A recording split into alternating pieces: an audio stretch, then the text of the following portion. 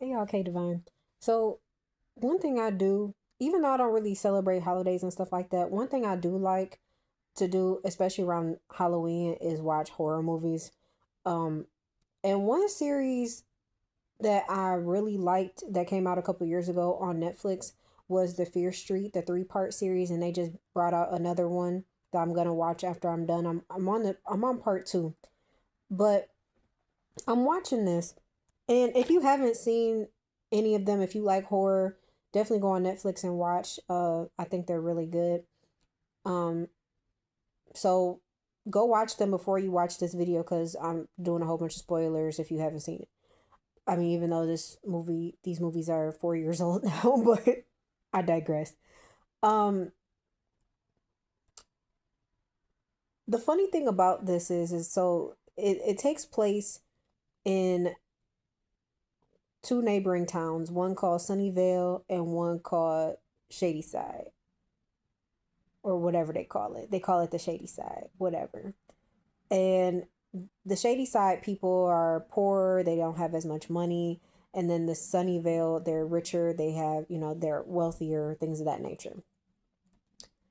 And at the end, in the third part, we find out that the reason why things are the way that they are is because of a family bloodline of basically warlocks that have been that they framed a young girl, called her a witch, and they have basically blamed this girl for all the destruction that has happened, the people getting possessed and going on these killing sprees over, a few hundred years now, because this the first killing happened in 1666.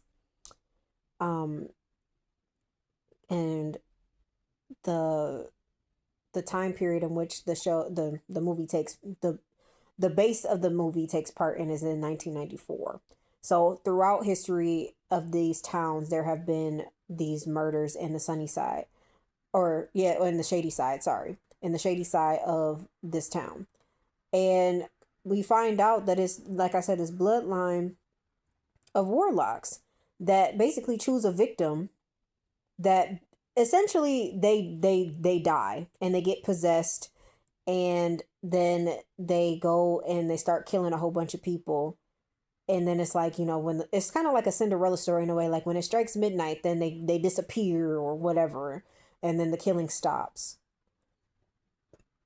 And the family's last name of these warlocks is Good. Goode. And it's so funny because I just noticed this after all these years of watching this particular three-part series. Um one of the one of the guys in the beginning on in the first movie called Officer Good evil. And I was like, how does he know he's evil?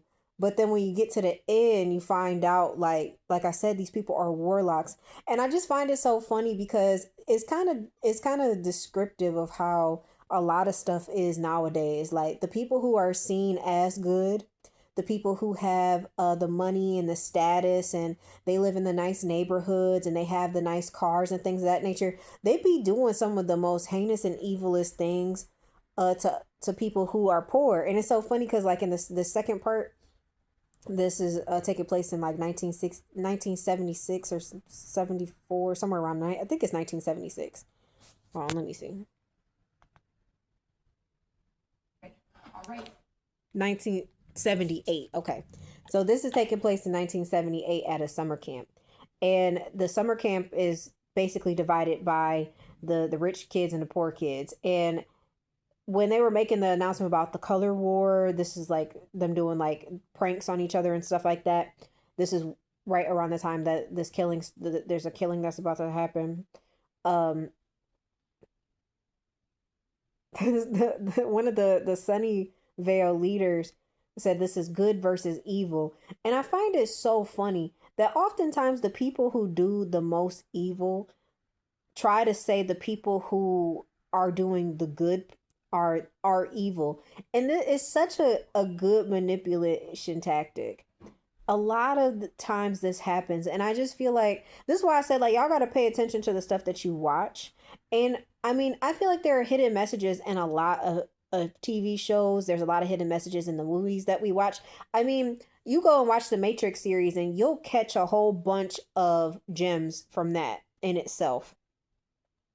Cause I mean, I don't know how y'all algorithm looks and stuff like that, but there are a lot of people who are kind of waking up to, realizing that we live in this matrix, and, how the media lies to us, and how, how systems have been set up to keep us, you know, in a certain, keep us in line and things of that nature. And as we wake up to these things, I really think that you start to decipher these messages in these movies and stuff like that. And that's why I just think it was just so funny. I just wanted to do this real quick because, like I said, the Warlocks, their last name was Good. And everybody up until, the end of this movie believed that this family was a good family. But really, they have been causing destruction and hiding. They're basically sacrificing people from this shady side town. They're sacrificing them so that they can remain in power and keep the wealth moving on this side of town.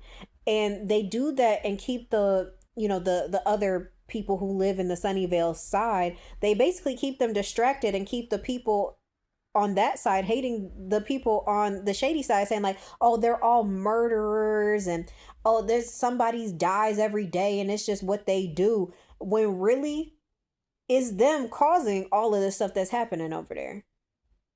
Ain't that some shit? Because it's like this shit really happens in real life too. And I'm not saying that there are people who are doing stuff that's exactly like this movie. I don't want people to mince my words because people love to do that on the internet. But what I'm saying is that there are people who create problems and then point the finger at someone else and say, look, but this person is doing this, and this is what happens to a lot of us. That's exactly what the smear campaign is.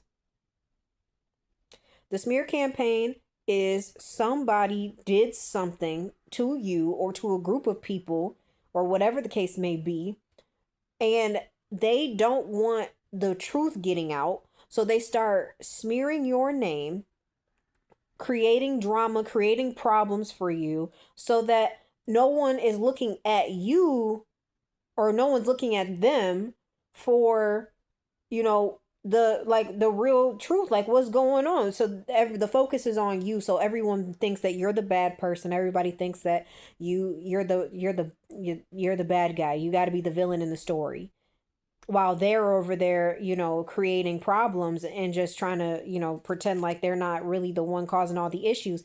But, the funny thing about this series too is that the truth always does come to the light. And I feel like, the kids in this, like they are like representation. They are a representation of the generational curse breakers, because essentially they did break the curse. And they basically cleared the girl Sarah Fierce's name, because for so long everyone blamed, oh, it's the witch is possessing people and doing this, when that was never the truth. That was never the truth.